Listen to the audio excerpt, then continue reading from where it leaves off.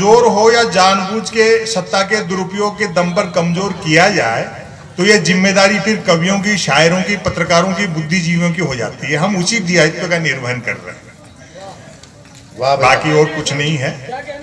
मध्य प्रदेश ने तो वो सारा दंश झेला है पे अभी आपने कि सत्ता का दुरुपयोग कैसे किया जाता है। यहाँ तो वाल्मीकि जी बैठे हैं, कांग्रेस के विधायक हैं, सबको मालूम है। पिछले दिनों तो मैं एक कार्यक्रम था, सामने विधायक बैठे, मुझे पता नहीं था किस पार्टी के, तो मैंने पूछ लिया जी कांग्रेस में हो क्या? बोलो नहीं बीजेपी में है, कांग्रेस में घंटे भर पहले थे।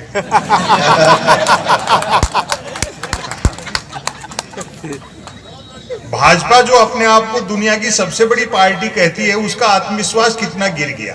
लोग दावा करते हैं कि मोदी जी जिसका नाम ले दे, जिस पे हाथ दर्द है वो जीत जाता है। तो भैया फिर इतना ही मोदी जी में चमत्कार है तो दूसरी पार्टियों के लोगों को क्यों तोड़ ला रहे हो? अपने आदमी को खड़ा करके जिता के दिखाओ। ये हवा बांधते हैं। ऐसे ही अगर कांग्रेस में बीजेपी तोड़फोड़ करती रही तो हो सकता है 2024 में बीजेपी का चुनाव चिन्ह हो हाथ के पंजे में कमल का फूल।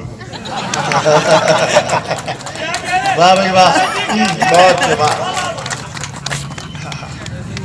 मेरा तो कह दिया है साहब मोदी विरोधी, ऐसा नहीं। मैं तो अगर भूल से भी ये कह दूं कि 2019 में मोदी जी अपने काम के ताकत के बल पर दोबारा जीत के आए हैं, अपने काम के बल पर दोबारा जीते हैं, तो भक्तजन जूता निकालते हैं कि शर्म नहीं आती, प्रधानमंत्री के बारे में झूठ फैलाते हैं।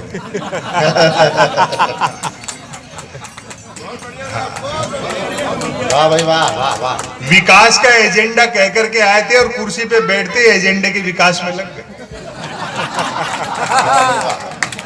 2014 से एक कैसेट बज रहा है, डीजल पेट्रोल हमारे हाथ में नहीं है, रुपया अंतरराष्ट्रीय कारणों से गिर गया, महंगाई बेरोजगारी के लिए कांग्रेस जिम्मेदार है, बाकी सारी समस्याएं नेहरू छोड़ गए, फिर भी कोई दिक्कत हो तो पाकिस्तान चले जाओ।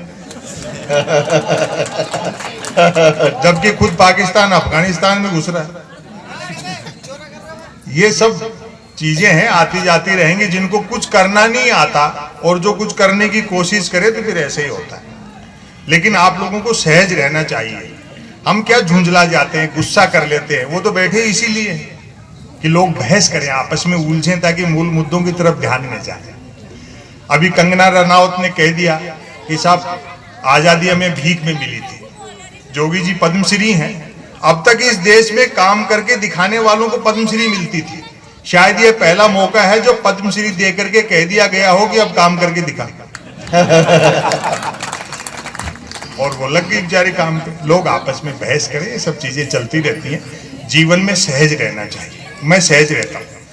2019 में जब चुनाव परिणाम आना शुरू हुए तो एक भक्त ने मुझे फोन किया चिढ़ाने के लिए। भक्त तो आप जानते हो ना, जिसके आंखें तो होती है लेकिन दृष्टि नहीं होती।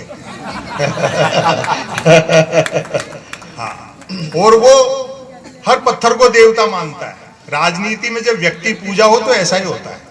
एक भक्त तो माइलस्टोन को देवता समझ करके नारियल चढ़ा रहा था। तो मैंने कहा भैया ये तो माइलस्टोन है। बोलो नहीं, ये साक्षात देवता है।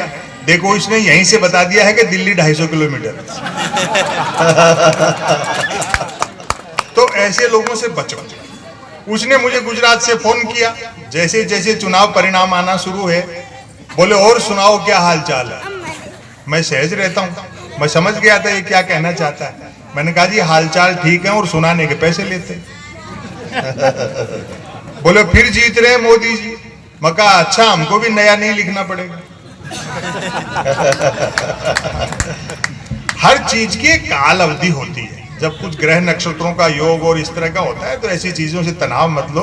होके मायूस ना आंगन से उखाड़ो पौधे, धूप बरसी है तो बारिश भी यहीं पर होगी। वाह वाह वाह वाह वाह वाह वाह। अब एक चीज बताओ, हर चीज स्क्रिप्ट के हिसाब से चलती है। गब्बर सिंह अगर शुरू में ही निपट जाता तो 16 साढ़े 3 घंटे थोड़ी चलते। ठीक बात। तो सहज रहा करो जीवन में।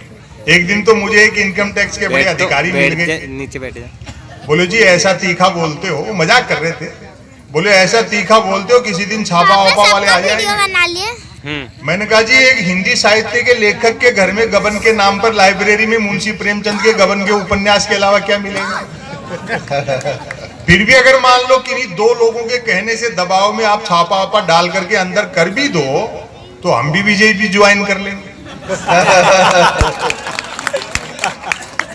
गैर भाजपाई पार्टी में कोई भी भ्रष्ट और अपराधी होता है, बीजेपी में आते ही उज्जवल हो जाता है।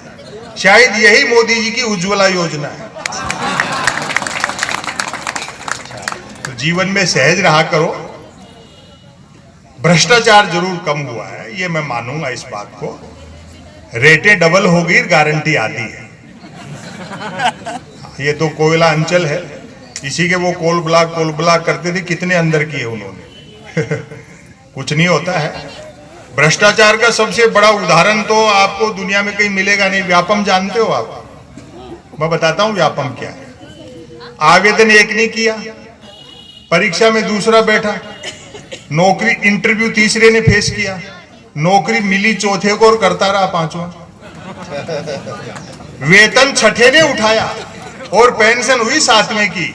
और अब आपकी तालियां उठेंगी जबकि सातवें की डेथ तभी हो गई थी जब पहले ने अप्लाई किया था। वाह वाह वाह वाह वाह वाह भाई वाह। किसान आंदोलन चल रहे हैं। मैं खुद घूम के आया, 3 दिन तक चारों बॉर्डर मैंने घूमे। विश्व इतिहास में ऐसे अप्रतिम जन आंदोलन का, किसान आंदोलन जैसा उदाहरण आपको मिलेगा नहीं। इन्होंने कोई कसर नहीं छोड़ी उनको लड़ाने में, भिड़ाने में, बांटने में, तोड़ने में।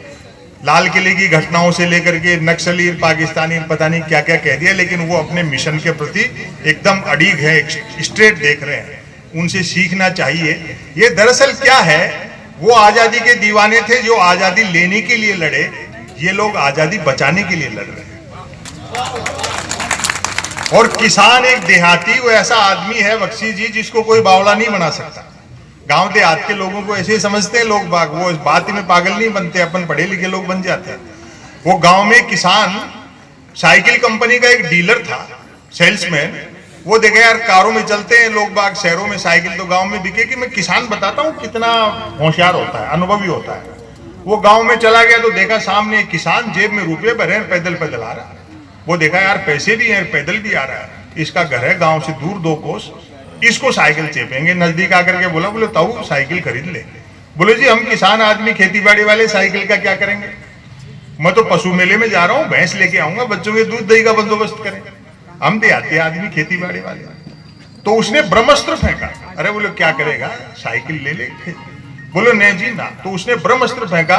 बोले देखता हूं, तू आ रहा पैदल, तेरा गांव है, गांव से घर है 2 कोस दूर, तू जा रहा है भैंस लेने। इतनी दूर रोजाना भैंस पे बैठ के आएगा तो लोग हंसेंगे। किसान बोला बेटा साइकिल के दूध निकालूंगा तो ज्यादा लोग हंसेंगे। उन अनुभवी लोगों को कोई बरगला नहीं सकता है। ये सब चीजें चलती रहती हैं। भुवन मोहनी जी ने बहुत बढ़िया सुनाया। मीडिया के लोग यहाँ बैठे हैं, बैठे हैं क्या? आज चले गए। कल हम गए थे, वहां बताया, मैंने कहा यार मीडिया के लोग, बोले 2-3 लोग बैठे हैं और 4 लोग रास्ते में हैं। मैंने कहा जी रास्ते में तो 4 है, रास्ते पर कितने हैं?